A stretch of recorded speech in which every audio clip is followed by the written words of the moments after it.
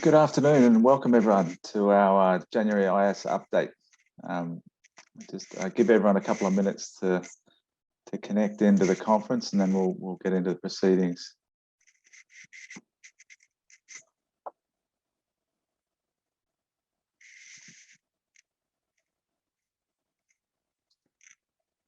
Looks like we're stabilizing there, so we might get into things. That yes, welcome everyone.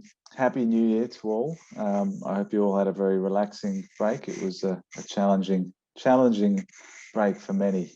But before I get into this, I'd just like to acknowledge the traditional custodians of the land on which we're meeting today. For me, that's the Gadigal people, and acknowledge their deep connection to land, water, culture, and pay my respects to their elders, past, present, and emerging. So today, we've got quite a full agenda from the ISC team. I'm just going to give you a quick overview of the rating scheme and the market conditions that we're seeing. Then Dr. Kerry Griffiths will give you an update on our technical plan. And then Tom will talk us through where we're up to with IS Essentials. And then Jane Nichols will give us an overview of upcoming events and what's happening on the membership and training front, followed by Adrian Miller, GM for New Zealand, with a New Zealand update, and then Laura Harkin-Small will give us an update on the ISC's advocacy plan. You go to the next slide, please, Lauren. And the next one again. Yep, thank you. So it's been an interesting period. We're seeing continued strong growth in the infrastructure sector across Australia and New Zealand. At the ISC, we've got around $210 billion of capital projects on the books, which is about 211 projects. But we're seeing some significant challenges, as I'm sure you all are in your markets, from COVID disruptions, the capacity issues being seen across the market, supply chain issues, and overlaid that with the scale of investment that's happening in infrastructure. It certainly is an interesting and exciting time to be in the infrastructure space. If we could jump to the next slide, please, it'd be good.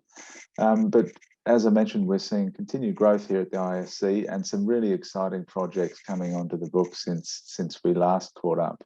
We've had 12 registrations, and they include some really interesting projects. The Energy Connect project that many of you will be aware of is a very significant linear energy project connecting New South Wales and South Australia. We also have a number of 2.1 registrations, version 2.1 registrations, which is very exciting to see. And we have one of our first projects in the Northern Territory, which is registered, which is also very exciting for us to be entering into a market that traditionally we haven't had as much activity in, or seen as much activity in. So that's all, yeah, there's some really interesting projects in the mix. Certification-wise, likewise, a lot of activity. We're seeing, I've had about 15 projects undergo certifications, again, from across the states and territories. And if you go to the next slide, we'll continue the project certifications and some significant outcomes being driven across the board, across multiple asset classes. And you can see all the levels here. As always, the projects will be, when finalised and completed, be registered online along with the highlights. Next slide, please. But most importantly, we're welcoming a new team member to the ratings team. Nicole Lee has joined the team as an IS project manager in Queensland, Brisbane-based. So Nicole will be taking on projects mainly in the Queensland market, but we're very honoured to have Nicole joining us and helping with the growing pipeline of work that we're seeing in Queensland. And briefly, before handing over to Kerry to talk through our technical program, we just wanted to discuss a recent update to the rating process. We recently updated the appeals, the dispute process. Some challenges were evolving from our old processes, and we wanted to update this process to effectively drive outcomes and ensure that we can have fair resolution and efficient resolution of appeals. You'll see it. The process is online. It's in the ISAP resource page.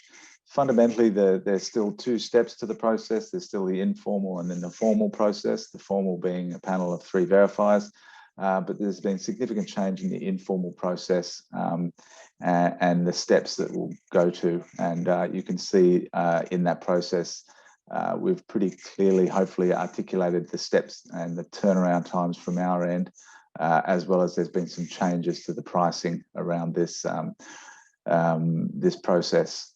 But if there are any questions around this, well, one other important note actually is that the appeals process, the dispute process now links to the submission guidelines around the submission quality issues and aspects, and things like correct referencing within the submissions and the credit summary forms. So that document has also been updated. So the two work together, as well as the linkage with the updated verifier principles. So if you haven't had a look through any of those documents, jump on the ISAP resource page and have a review through them. Next slide. So now I'm going to hand over to Kerry Griffiths to talk through our technical program. Over to you, Kerry. Thanks, Toby. Thanks, everybody. Great to be here with you at the beginning of 2022. So just a number of things we just wanted to highlight in terms of what's happening in the technical work plan at the moment, and any new items that have kind of come to the fore that's worth pointing out to the ISAPs. As Toby noted, a number of these things are sitting on the ISAP resources page, so you can access them and take a look at them in detail. But just wanted to make you aware that there have been a couple of revisions of the rulings register. I think the Rev 38 came out in November, Rev 39 December or early January, and so there were a number of items. There were some minor items, but minor updates. But in 38, there were a couple of changes in the innovation credit. So clearer evidence requirements outlined for any claims for firsts or market transformation. So just really kind of giving you some guidance for how you need to support the evidence you need to support those innovations.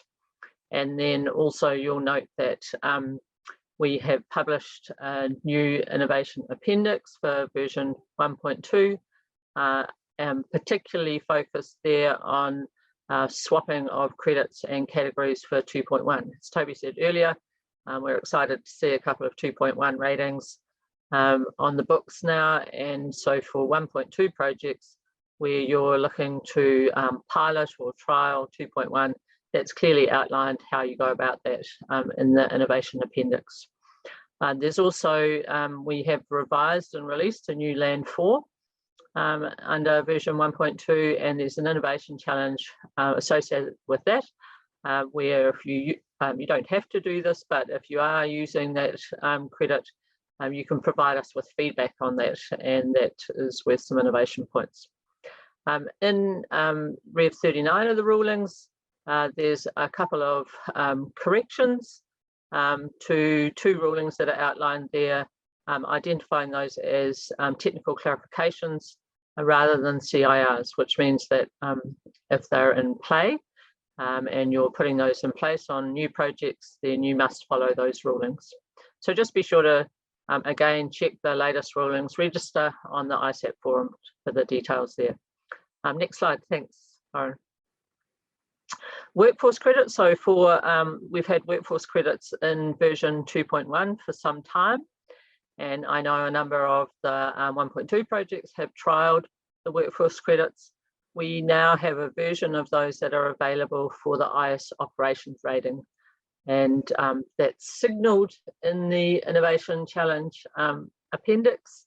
So in the Innovation Appendix, we've signalled the operations rating. If you're an operations rating project and you're keen to look at the workforce credits, then please get in touch with your IS project manager. They'll be able to provide you with the details.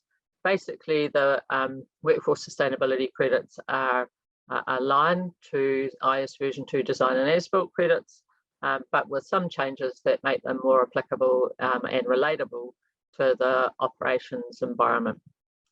Thanks, Lauren.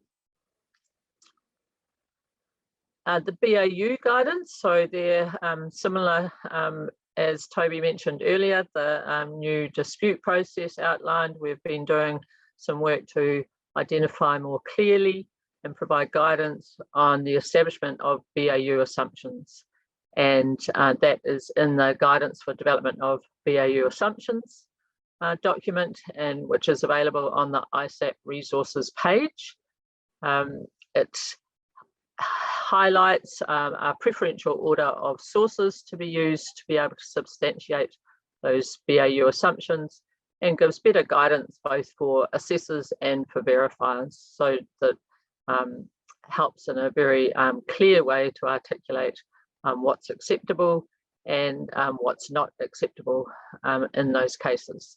And that's something as well that you can be discussing with your IS project manager, but using the BAU guidance as a reference point so that everybody's working from the same basis. There's also some special guidance in that document for program and delivery authority BAU frameworks, just really outlining how long they can be applicable for and the need to review those on a regular basis. Thanks. If you can move on to the next slide. We've got an exciting new innovation challenge that has been added to the Innovation Appendix, again available on the ISAP resources page. The challenge is called Contributing to a Circular Economy. And as it highlights there, the aim of this challenge is to reward projects for supporting and driving the Australian National Waste Policy Action Plan, and also and with a particular focus on the use of recycled materials beyond BAU, and also responsible management of resource outputs, which contribute towards a circular economy. This has been designed initially with a focus on the Australian National Waste Policy Action Plan, but for any New Zealand projects who are keen to look at this challenge, please take a look at it and talk to your IS project manager. Let me just highlight a couple of items. Again, the detail is available in the Innovation Challenge appendices, but there's a requirement to develop a baseline data set of the use of recycled and reused materials, and to record that data and provide that data. And so actually developing the baseline and then reporting against it is worth 3 points, depending on what performance you achieve on a project. There's also an additional point that's available around how you demonstrate the use of the waste hierarchy, or responsible management of resource outputs. That's already a requirement under the technical manual, but this has got a much clearer way of demonstrating it. And so we're keen for projects to try that, and to give us feedback on it. And then finally, we've incorporated some reward in this innovation challenge for the use and development of the material circularity indicator. This is a relatively new indicator, which is being used by some of our members already in the materials area. And I'm sure, and we're pretty sure that it will develop in use over time, but we're keen to have projects engage with it and provide feedback through the Innovation Challenge. Thanks, Lauren. Technical working groups. Excitingly, this week we are launching starting to launch this week and next week our technical working groups. As there's a list there of the groups that are now in operation. A proponent group, 4 groups related to our different ratings related to the different infrastructure lifecycle phases, and also a sustainable materials group. So there were around 95 members who put their names forward to participate, which has been exciting, and those have all now been finalised. And as I say, the working groups are getting underway this week. And the aim of those groups is to support the ongoing development of our tools from a technical perspective. And on all of those, there are ISAPs and verifiers are represented on a number of those groups. Thanks, Lauren.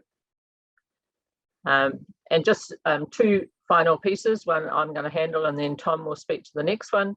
The IS Planning Rating Review. Last year we did substantial work on updating and reviewing the IS version 2.0 design and as-built technical manual, and then published the version 2.1 design and as-built technical manual in August last year. We're undertaking a similar piece of work for the planning technical manual, building on the work that was done for design and as-built. So that is underway now, and we're taking some next strong steps in the next couple of months. And finally, I'm handing over to Tom, who's now going to talk about IS Essentials and the work we're doing there. Thanks, everyone. Thanks very much, Kerry. Good afternoon, everyone, and Happy New Year to you. Like Kerry said, I'm just going to give a very quick update on the IS Essentials development. For those of you that aren't aware, IS Essentials is looking at targeting projects of under 100 million, trying to get a proportion of tools for under 100 million. And we've started looking at this last year, and we've been working with a number of projects. So we've got 4 pilot projects that have already kicked off. We've had some really useful feedback from them already. And we also have a number of other projects looking to kick off potentially in January or February.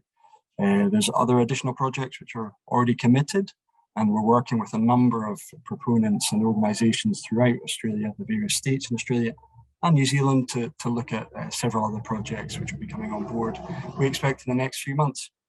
The interesting thing, I think, what we're seeing already with Essentials is the variety of infrastructure projects we're getting. I suppose we get the traditional road projects of a slightly smaller scale, but we're also seeing some water infrastructure and some community facilities, as well as some maritime infrastructure as well. So really interesting and useful to get the variety of feedback that we're getting. There's also a range of capital value. So as you'll know, the IS Essentials targeting 100 million or less, and we're seeing right across from 5 million up to 100 million.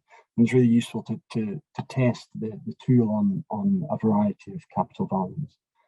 So in terms of where we are with the technical manual, we're going to be iterating the technical manual and the guidance available for IS Essentials as we progress through the pilot. We've got the second draft of the technical manual, which is the one that the original pilot projects, the first 4 pilot projects, have been working on. We're looking to finalise the next draft, which is going to be draft 3, and we're going to be aiming to finalise that at some point in March and issuing that out for the next tranche of projects. A really quick update, but finally, if anyone's got any questions or any projects, or just want to have a quick chat as to the suitability of Essentials for any projects you're working on, please get in touch with myself and we can take it from there. Thanks very much. I'm going to now pass on to Jane to give a bit of an update on membership events and training. Thank you very much, Tom, and Happy New Year to everyone also. I do hope that you had a good Christmas and look forward to working with you again in the new calendar. Welcome to some really exciting new members to our program, 20 of them, and you can see there that we've gone right from EPD Australasia through to having the Australian Antarctic Program join us in the last period since we met for an IS forum. So a really strong representation of the value chain. Thanks, Lauren. I thought I'd give you a quick update on the Reconnect conference, which will be held along with the Gala Awards, March 2 and 3 at Dalton House, Darling Island in Sydney. I hope that by now you're all aware that this is a hybrid event. We developed the event in this way right from the outset so that there would be no compromise on delivering a rich experience for all of you, whether you come in face-to-face or virtually. It will be an exceptional program, and we can't wait to see as many of you as possible in one way or another. The full program will be released very soon now. You're probably seeing in our socials quite a bit of content coming through, but the full program released shortly. Tickets also very much on sale, and I would just remind you that early bird ticketing does end on February the 1st, so I encourage you to take advantage of that if that's desirable. Thank you for the support that we've had in relation to sponsorships, partnerships through the entire program. There are a selection of opportunities still available, so I encourage you, if you do want to get involved with us, you will have seen the engagement prospectus. If not, we can send that to you, and please contact either myself or Nina Banfield, who is the lead on member liaison and support, to set up an appointment, and we look forward to discussing that with you. The Gala Awards will be held on the night of the 3rd. I just want to alert you to the fact that it is at the same venue, so Dalton House, Darling Island also. In respect to the award entries for the Gala, please go to the website where you'll see the entry guide. I think most of you who are entering, I would hope, have had a good look at that. We have extended the deadline for entries to the close of business on Tuesday, February the 1st. And we're very proud to have PwC as our award partners this year. We have an exciting program also for the project certifications at the Gala Awards. It will be a different format.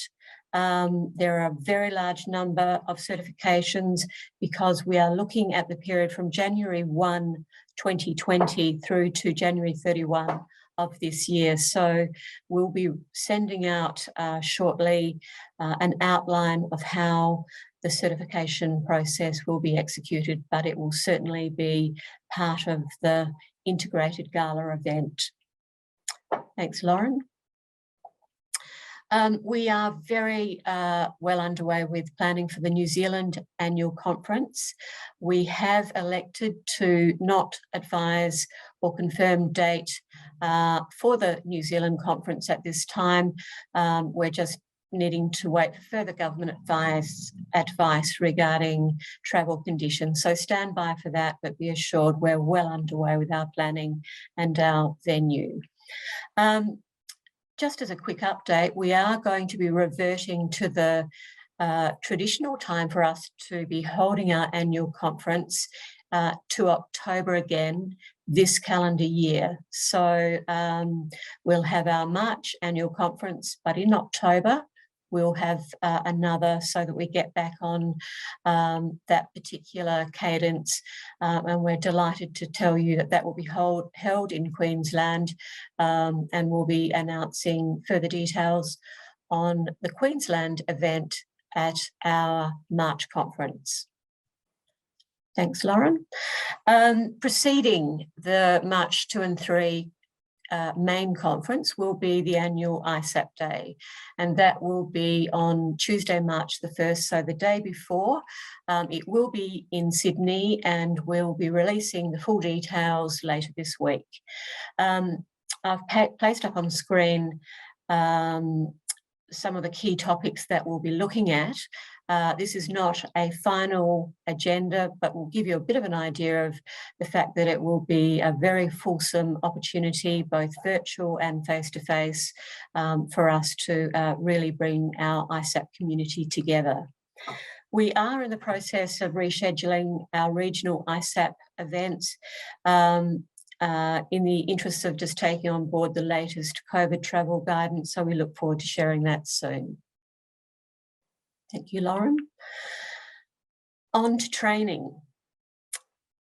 So we're really proud of the fact that over the last 6 to 12 months, we've really fleshed out our learning offerings, and we've got a fabulous team in place led by Hayley Greaves. So I can imagine for many of you, this will be a much more significant menu of opportunities for your people, starting right from the executive level, going right through the organisation, and recognising that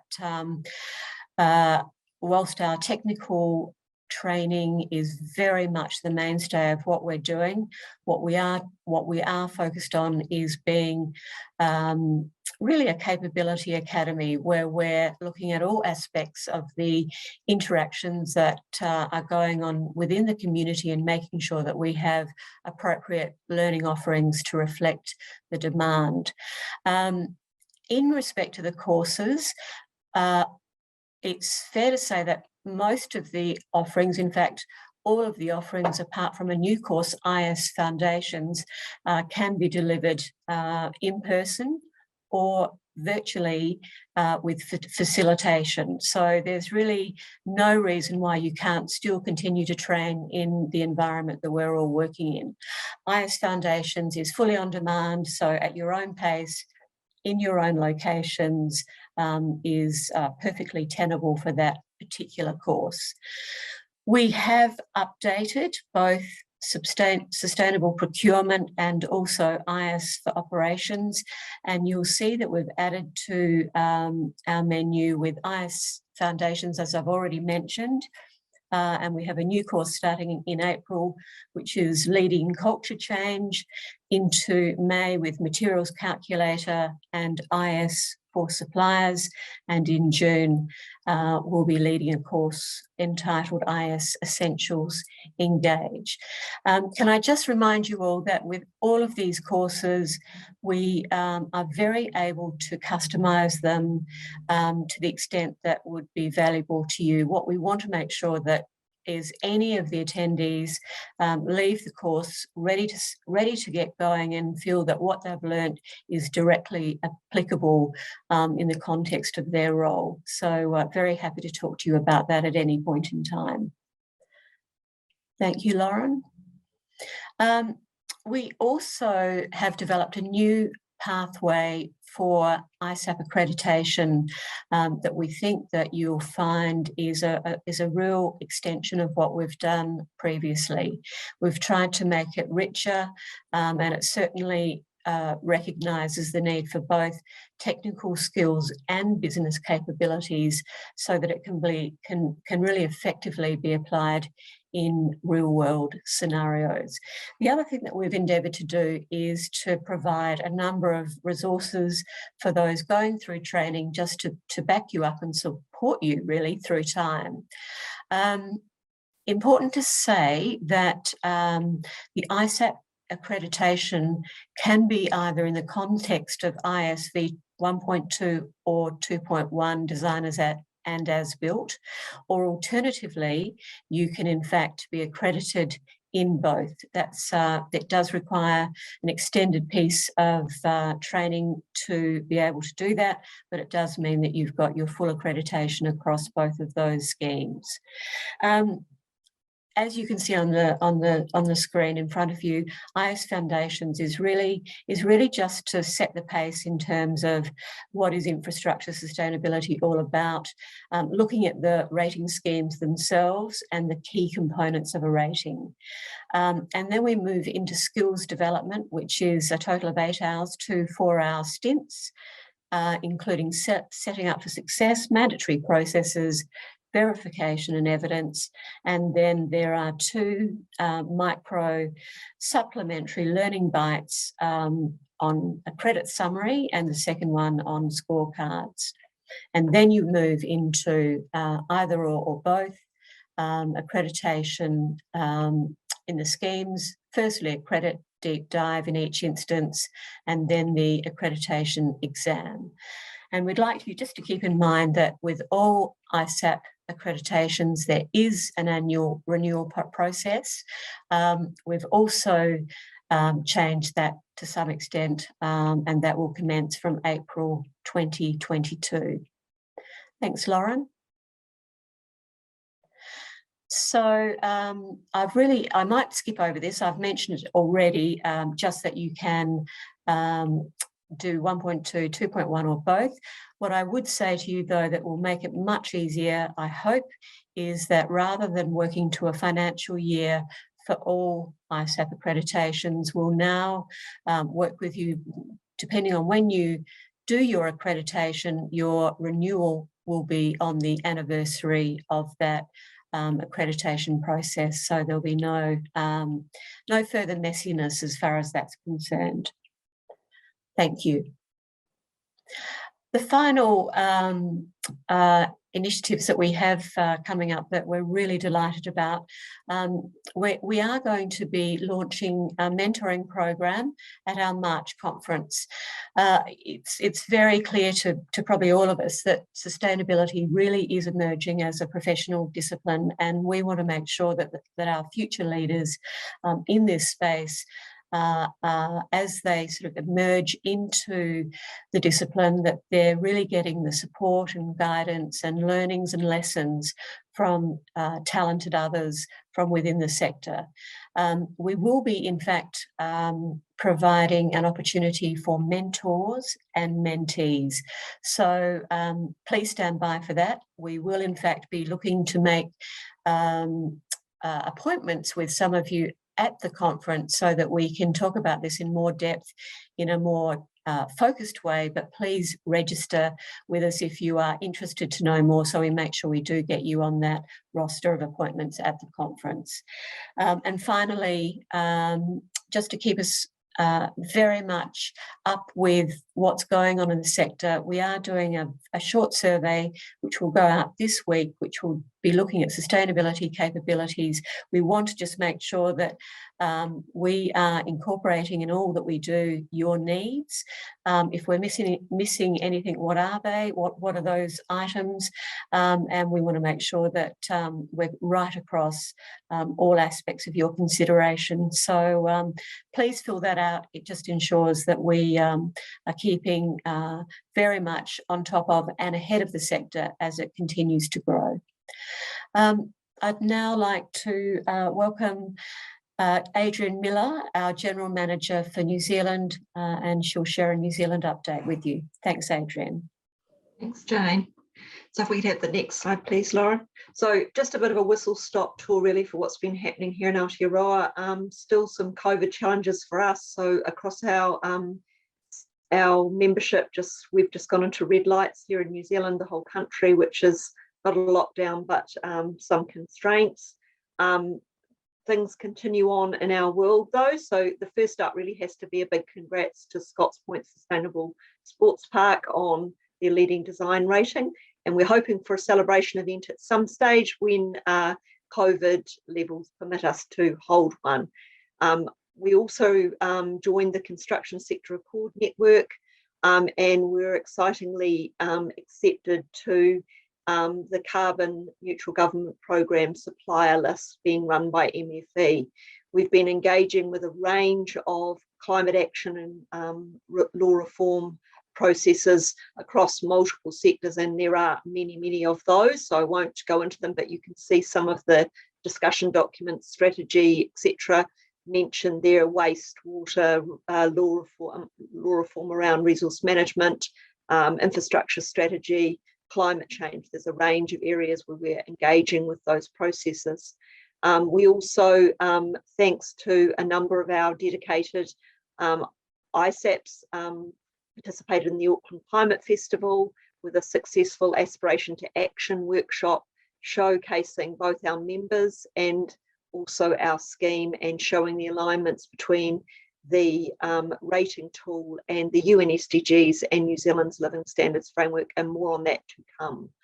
We also prepared a green infrastructure video for showcase at the Building Nations conference run by INZ, and both myself and Dr. Kerry Griffiths were in attendance throughout that conference. We also were pleased to see a number of our rated projects and members acknowledged in the Diversity Works Awards for their inclusiveness on a range of heads.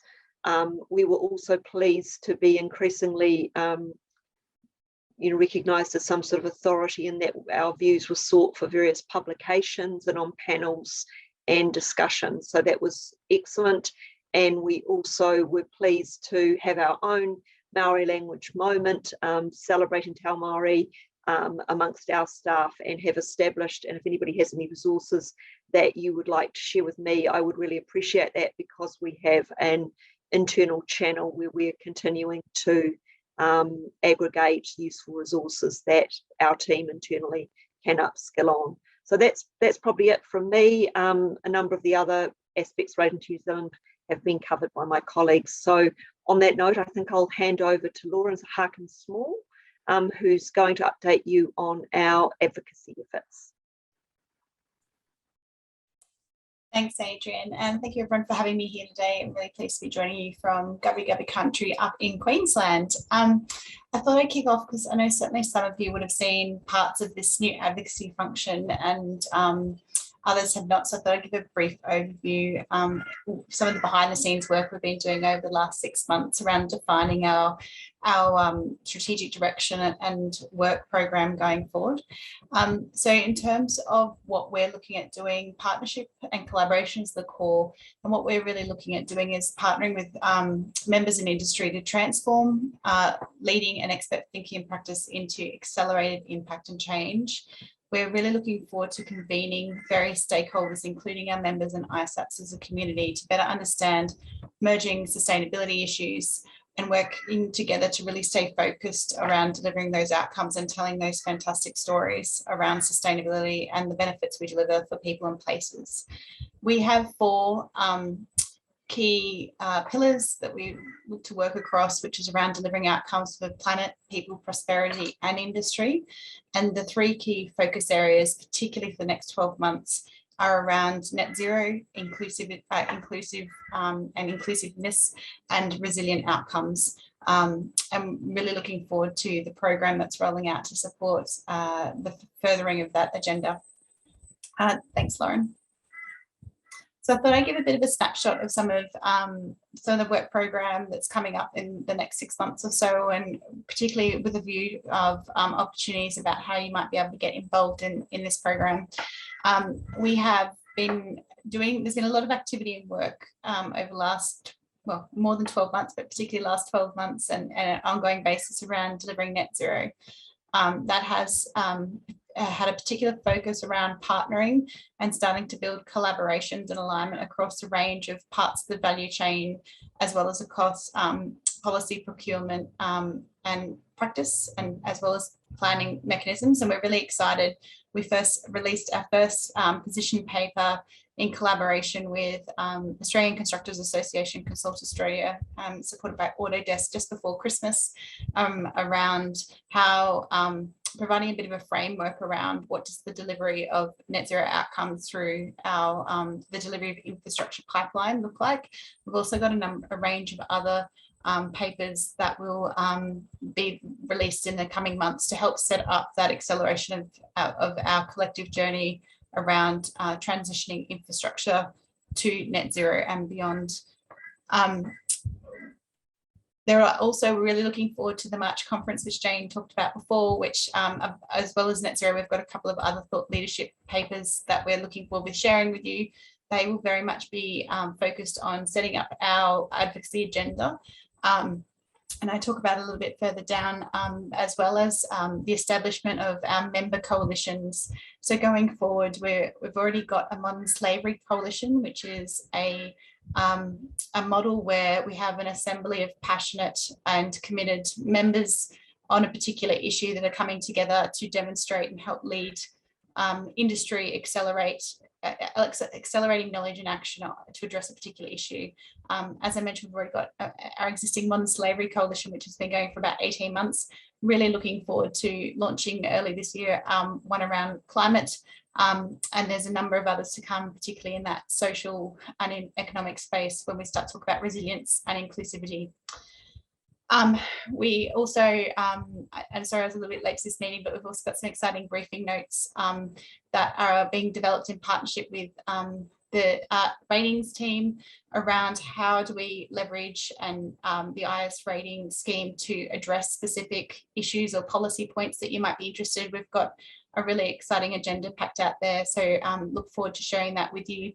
And of course, and particularly in that research or thought leadership space, if you've got anything that you might be interested in collaborating with or getting involved in, or a particular topic area you'd like to be involved in, please don't hesitate to reach out. We're always really interested to understand where people's minds are at in terms of emerging challenges and opportunities we can throw the weight of our collective industry behind. In terms of traditional advocacy work, we already have quite a packed engagement program with stakeholders, which we will continue to do. Some of you may or may not be aware or even been the recipients of some of our submissions, but we continue to work quite closely, particularly with government stakeholders, around representing the experiences and feedback we get from industry around, again, challenges and opportunities about how we improve the way we work, particularly at that policy level. So continue to be pleased to do that, undertake that work. I talked about member coalitions, and then the other piece of the puzzle is around our impact storytelling. Hopefully you all got a chance to have a look at our impacts report from that was released in October last year. It is very much the one step on a continuous improvement journey about how do we start to draw out the fabulous stories of our projects, our ratings, and our members in terms of their contribution to sustainability, as well as starting to also be able to talk a little bit more about the great work and investment commitment that is undertaken and the difference that makes to people's and places and their futures as well. So you'll start to see a lot more activity in that space. Always our favourite buzzword around case studies. So I look forward to potentially working with some of you and my team, working with some of you around being able to draw up some case studies depending on the type of work you're undertaking and looking at sharing. I mentioned it before, we've also got a number of partnerships in place for net zero. We're also working with New South Wales DPI around through the low emissions building materials program, particularly some of you might be aware of the MECLA initiative. That was one of the partners that were coming through that program. We're really pleased to be working with DPI and the digitalisation of our materials calculator as a way to accelerate and improve uptake of low carbon building materials. And you'll be hearing soon a little bit more about the outcomes of that investment, which we're really excited about. The other piece of the puzzle is we've been having a really strong partnership with the Federal Department of Agriculture, Water and the Environment that we established last year. This partnership's focused on picking up some specific policy points that were outlaid as part of the National Waste Policy Action Plan around increasing demand for recycled content. We feel really privileged that the DOR identified infrastructure as a strategic sector as potentially being able to address and help increase that demand of recycled content as part of Australia's transition into a circular economy.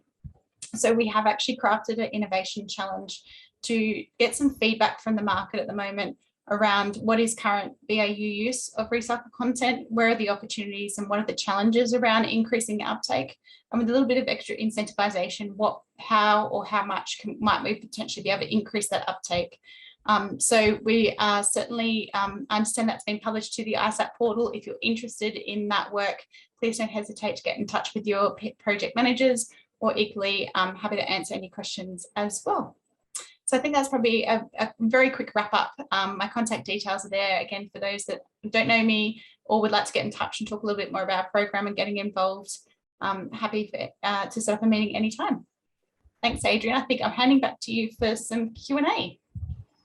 That's right. If I could have the team all please put their videos back on and check the chat, because there's a couple of questions that have come in and I'll direct that to each of you respectively. So probably the first question relates to content like articles, etc., that was previously on the website but is no longer there. So I don't know whether that's something perhaps Jane, you or maybe Lauren might want to answer. Yes, look, I'm happy to do that. We'll certainly take this on notice. What I would say to you is that the endeavour is certainly to make sure that we've got the latest detail and information. We do, however, put up material quite quickly once provided to us, and on occasion we're still waiting on content to come through to us. It can be a bit of a time-based situation, but we'll have another look and see if there are some significant gaps. That's not great. We'll get that corrected quickly for you. And as is always the case, if there's anything anybody notes, it's a team exercise here, so we'd love to hear from you to let us know where those gaps are. So do let us know. So I'm afraid the next one is also probably for you, Jane. It relates to, and let me just go back up here, it's actually the detail around the criteria for some of the awards categories, and I suspect possibly you will want to answer that, Jane, but I'm assuming the person that asks the question has also been keeping an eye on our socials, because I know we've been in our DMs, because I know that's been coming out in those. So Jane, I'll hand that one to you. So the question, as I understand it, is what is the correct criteria for an emerging professional? Is it based on years in industry, or is it age? It's under 35 is our answer, and the reason for that is it's very much about, yes, looking to those that are coming through in the early years of their career, starting to make a bit of a difference, but we absolutely fundamentally recognise that many individuals will be moving into the sustainability sector post previous work opportunities that they've had, and it's really important that we equally recognise those individuals. So under 35 is the criteria. Although we'd all love to be reborn in sustainability as a younger version of ourselves, I'm sure. So the final question I think I'm going to put to you, Toby, and I'm not 100% sure I'm understanding the question, but hopefully you might. So I'll read it out, and then maybe you can extrapolate on what you think it might be covering. It's to do with disputes that arise after rating and the legal implications from energy resilience and in the implementation of ISO systems worldwide. I don't know whether the question there, those various themes come together for you in a way that you could perhaps answer them, but is there a...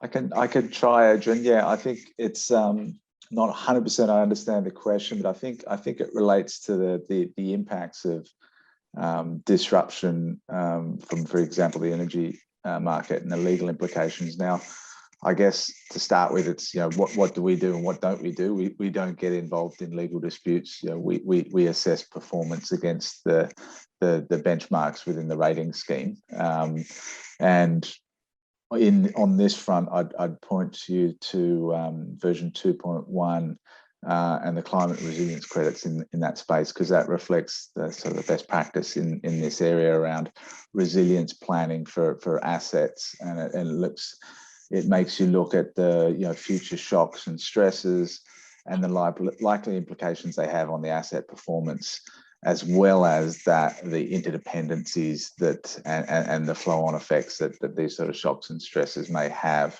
So I think I'd point you in that direction. I'm looking to Kerry to see if she'd add anything in here. Anything that you might add to that, Kerry? No, I think I just reinforce Toby's point that the appeals and disputes procedures that we've outlined are really related to any appeals or disputes around the project or asset ratings themselves. But yes, clearly both the resilience planning and the climate change and natural hazard credits may help to pick up on some of those elements. And I'm sure if there's something specific that we haven't answered, perhaps the person who put the query forward could send through an email or be in touch with us on a one-on-one basis. Make sure we clarify that. Cheers. Terry. And so I'm going to now put to Laura, I think, a question regarding that's coming from Fiona Bowie regarding the individual awards. What's the difference between the outstanding individual contribution to the sector and the sustainability champion categories? Very good question. I think I know the answer to that question, but I actually might throw to Jane to give full confidence of the correct answer towards this particular audience. Jane, are you able to give us the detail of that? I'm going to throw back to you. Oh, me? I am going to do it. Okay, I just wanted to check. Yeah, so I believe the nuance between those two categories is that the Sustainability Champion recognises all types of sustainability professionals around their contribution to our industry and our work as a profession, whereas the outstanding individual contribution to the sector really is looking for examples of individuals that have been a sustainability champion and been able to really shape an enduring outstanding legacy that obviously can be, that particular legacy can be described and shaped up as part of that nomination process. So that's a slight nuance between those two, where we'd be probably looking for an outstanding contribution and legacy from that first category, as opposed to a general sustainability champion category. I hope that helps. Thank you, Laura. I think that was an excellent explanation. Now I'm going to just ask a question, I think of Jane, and it relates to whether or not the ISAP Day that's proposed to be held on the 1st of March will be separately ticketed or included in the Reconnect conference, or actually whether both apply, whether you can separately purchase it. It is separately ticketed. It's currently not on our event site, but will be up as soon as we announce our agenda. So that is it's currently scheduled for late this week. That's great, and I'm assuming that will be virtual. There's a follow-up question on that too. That's correct. We'll make sure that you can you can be face-to-face or come in on a streamed basis. Great. And there's a comment, I think more than a question there, regarding the risk borne by which I think was Toby's question, but I think we've answered that one. So we'll leave, I think that is all the questions. So if anybody's got any burning questions they'd like to ask, we've probably got time for one more and then we'll close the session. So anybody got any burning questions, feel free to pose them now in the Q&A.